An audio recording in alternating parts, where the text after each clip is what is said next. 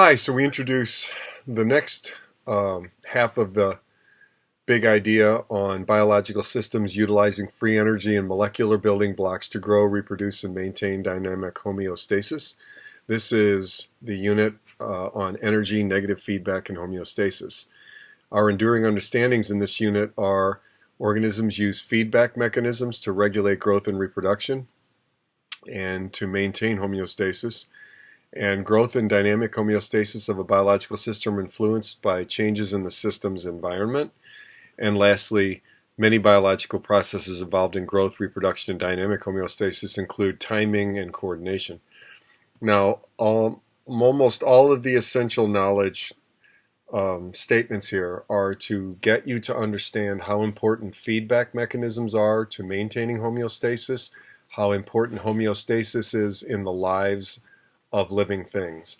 So instead of reading all of those to you, I'm going to let them play out as we talk about. You're going to be bored to death reading them as we discuss the unit. The very first topic to talk about in this section is feedback. Just what is feedback?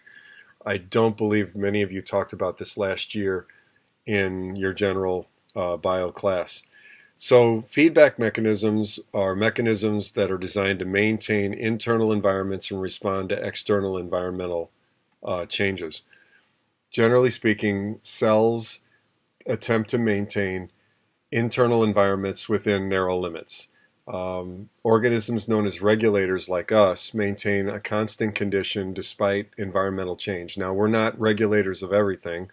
For example, we can regulate oxygen to a certain extent, but we actually breathe according to our carbon dioxide level, and we kind of hope that the oxygen comes along for the ride.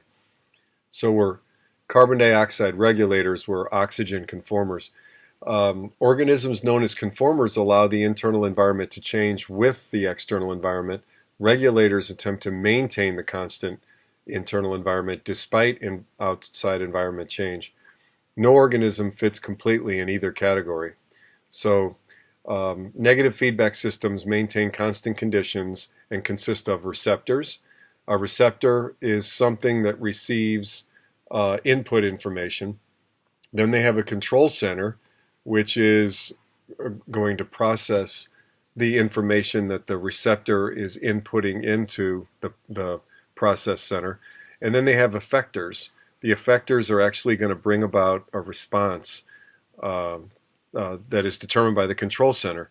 And that output then feeds back to the original receptors. So for example, if blood sugar levels go up, sensors in the pancreas notice that. They produce a hormone in response. The hormone tells another organ to remove the sugar from the blood. That organ then removes the sugar from the blood. The output then is blood sugar falls, and the stimulus then is removed.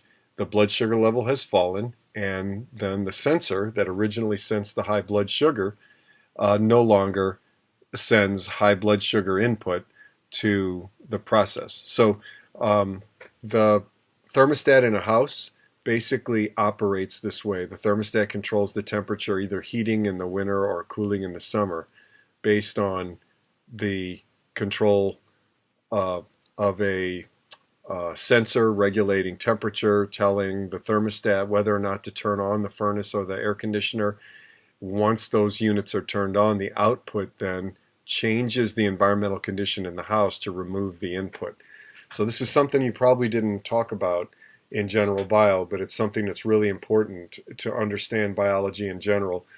Living things are made with all kinds of these systems in place that control blood sugar, blood sodium, the amount of carbon dioxide in the blood, hormone levels produced in certain parts of the body. All of that is maintained through a feedback system.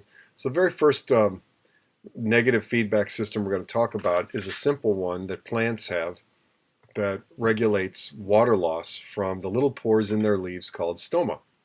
So the story here is that plants have to limit their water loss, and they do this through a basic negative feedback system, and it's a nice introduction to this concept.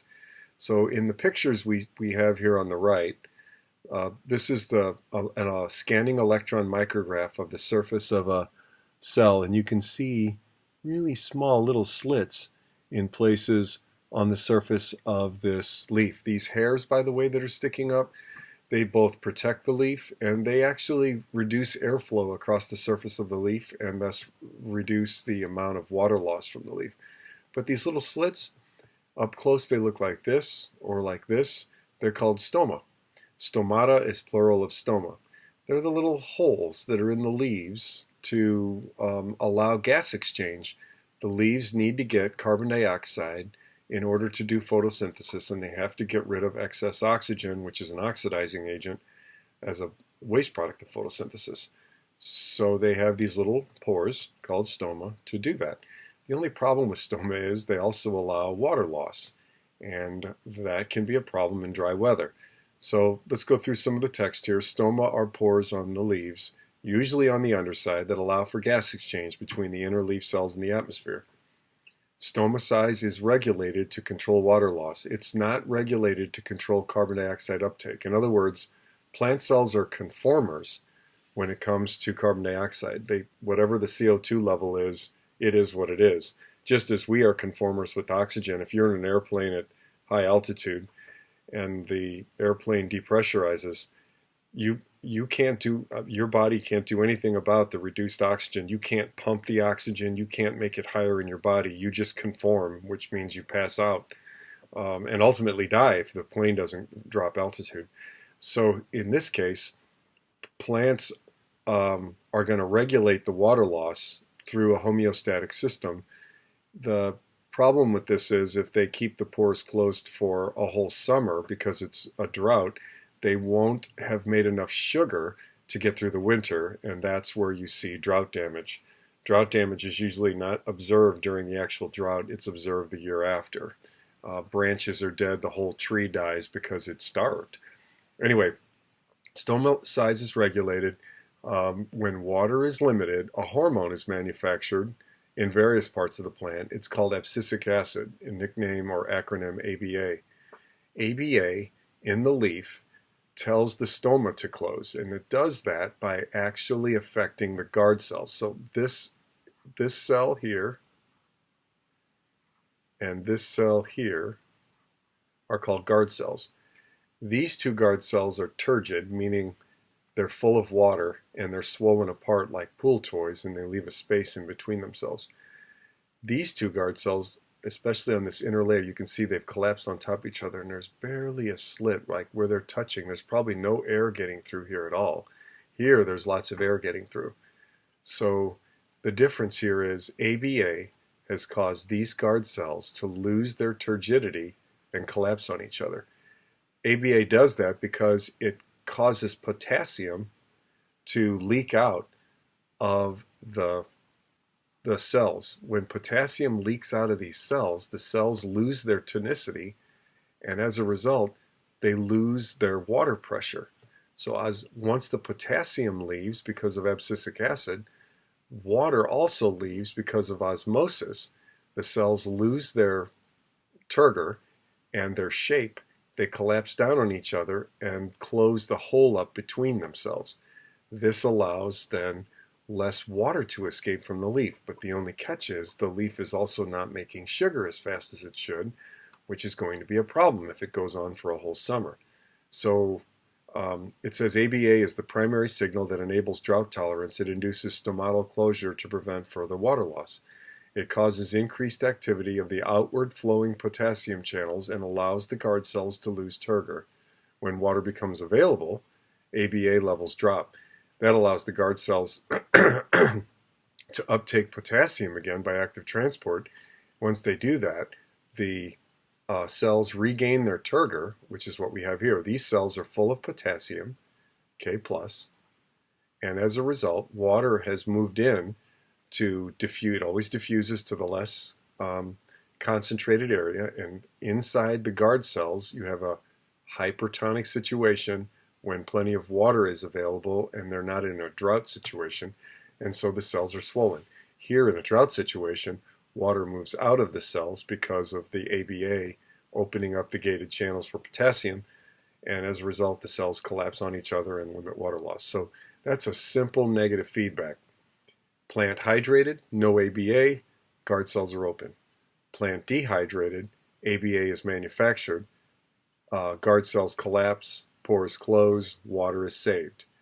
So under normal circumstances, the pores are going to be partially open, partially closed.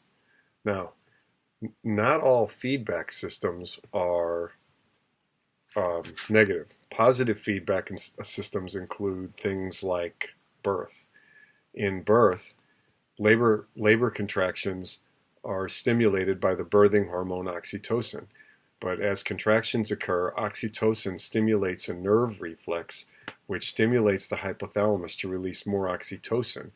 The oxytocin increase causes even more powerful and frequent contractions, decreasing the time of labor. That will happen until the baby's born, and then at that point the negative or the positive feedback system is cut off in the hypothalamus through the nerves from the uterus to the brain. They cut off the feedback, the positive feedback going to the brain, and as a result the contractions stop. Blood clotting is also a positive feedback. These are blood cells caught in a fibrin mesh. You can see the little spidery fibers here, and the blood cells are laying on it. Blood clotting is a positive feedback. When you get injury to a blood vessel, chemicals are released that activate platelets. Activated platelets release more chemicals to activate more platelets, and a rapid cascade occurs to plug the hole.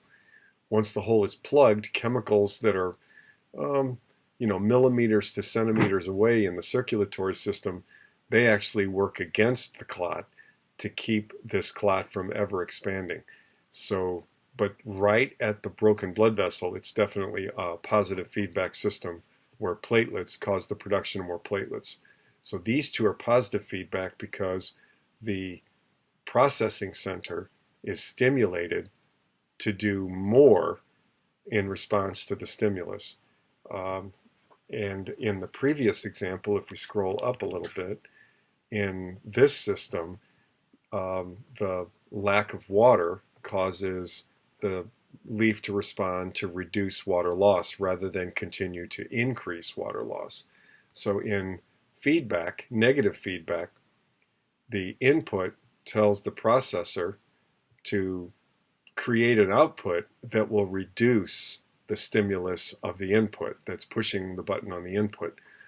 On the other hand, for positive feedback, the input causes the process to actually, or the processing center, the control center, to actually bring about an output that will increase even more the input to ramp up. Now, positive feedback systems are much rarer than negative feedback, but in situations of blood loss and birthing, they're very appropriate, but they're not very common in maintaining a homeostatic system in the body.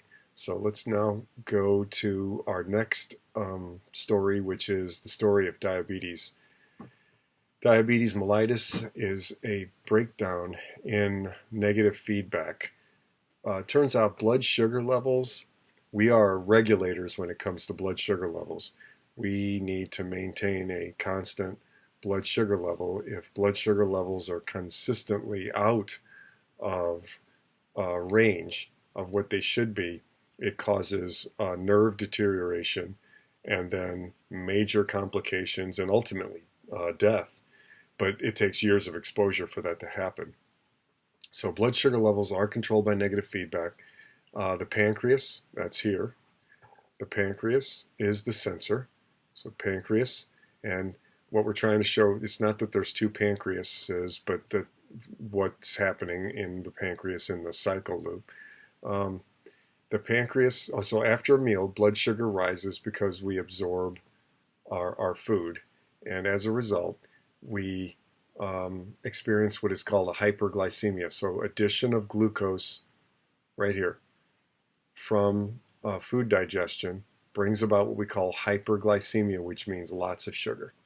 Now, that causes the pancreas sensors to go off. Inside the pancreas, there are beta cells that can respond to the stimulus of high blood sugar.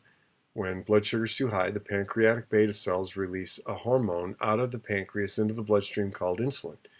Insulin targets primarily the liver, but also other organs. The liver, in response to insulin, takes sugar out of the blood and forms glycogen from it. Glycogen, we saw that in a previous discussion, is actually a big ball of branching sugar molecules that are all covalently bonded together. Now, as the blood sugar levels fall, the stimulus is taken away. So as the blood sugar levels fall, the stimulus is taken away, then the pancreatic beta cells don't produce as much insulin. Therefore, the liver doesn't need to keep removing glucose from the blood. But if the blood sugar should fall to a hypoglycemic state, this would happen after serious exercise or after prolonged fasting, the beta cells don't do anything, but there are other sensor cells in the pancreas called alpha cells. They respond by making a hormone called glucagon. Glucagon travels through the bloodstream from the pancreas and goes to the liver. The liver, in response to glucagon, hydrolyzes glycogen into glucose and then dumps glucose into the bloodstream to raise the blood sugar back up to a normal level. When the blood comes up to a normal level, the stimulus to the pancreatic alpha cells is cut off and they stop making glucagon, so the feedback loop is cut off. So the two hormones here that are at play are insulin and glucagon. Glucagon ends up raising blood sugar. Insulin lowers blood sugar. Glucagon, in addition, does something very interesting. Glucagon does two things with creating sugar. One, it stimulates glycogenolysis, which is the creation of glucose from glycogen, and the other one is gluconeogenesis, which raises blood sugar by creating it from other non-carbohydrate sources. So it turns out diabetes type 1, which is the type I've been talking about, is basically the inability of the body to produce insulin. So if you can't make insulin, what happens then is the body cannot lower the blood sugar because this is disabled. Let's go here. So if you get a hyperglycemic state, meaning you ate a meal and your sugar level goes up, if the beta cells in type 1 diabetes, you have no beta cells. If the beta cells are lost, you can't make insulin. As a result, your liver is never told to remove the blood sugar, and the blood sugar can get to astronomical levels. Normally, it shouldn't go over 150 milligrams per deciliter, and sometimes in the ER, people will come in with over 600 milligrams per deciliter, which is astronomically high. And with years of exposure to that, it causes all kinds of complications. So there are a number of breakdowns to that feedback, and the most common one in youth is type 1 diabetes. The standard symptoms are extremely high blood glucose levels, glucose in the urine, so they will actually urinate glucose, and an excessive urine volume. Blood pH is lower than it should be because the body is using fat for metabolism rather than sugar. Insulin, in addition to being used by the liver cells, insulin also helps sugar gain entry to almost all human cells. Without insulin, cells will turn to fat to burn for fuel rather than sugar. And what the problem with fat is when it's broken down, it releases fatty acids, which are acids, and that will lower the blood pH, which is not good for all the other enzymes in the body. Type 1 is an autoimmune disease, type 1 diabetes. That's the one that usually people have by the age of 5 or 6 if they're going to get it, and it requires lifelong use of insulin. Type 2, which used to be very rare and now it's getting much more common, is non-insulin dependent. Type 2 diabetes occurs because the patient is making less insulin receptors. Um, or they could be making less insulin, but either way, if you make less insulin receptors or less insulin, you're not able to move sugar into your cells like you should, and as a result, you end up with high blood sugar. Prolonged exposure to high blood sugar leads to peripheral neuropathy, blood vessel collapse, infections, amputations, blindness, kidney failure, and ultimately death. And I've had teachers and acquaintances who've had these things happen to them later in life because they had type 1 diabetes before we have the new type of recombinant insulin like we have now. They didn't have that back then. Back in the 50s, there was only way to control your blood sugar was exercise and diet. By the 60s and 70s, we were using pig insulin. By the 80s, we started switching to human insulin, which is what's available now. So diabetes is not as dangerous now as it used to be. So that's feedback. The last topic I want to talk about in this little section here is tropisms in plants, which are growth responses. They're not exactly the same negative feedback that we just talked about, but they're certainly an interesting response to a stimulus to try to maintain a constant condition. So let's go ahead and scroll here. The phototropisms in plants are growth responses to, let's see. We'll cover the tropisms in a separate lecture. We'll go ahead and stop with feedback for right now. So this will conclude feedback. We'll jump in with tropisms and growth responses in a different lecture.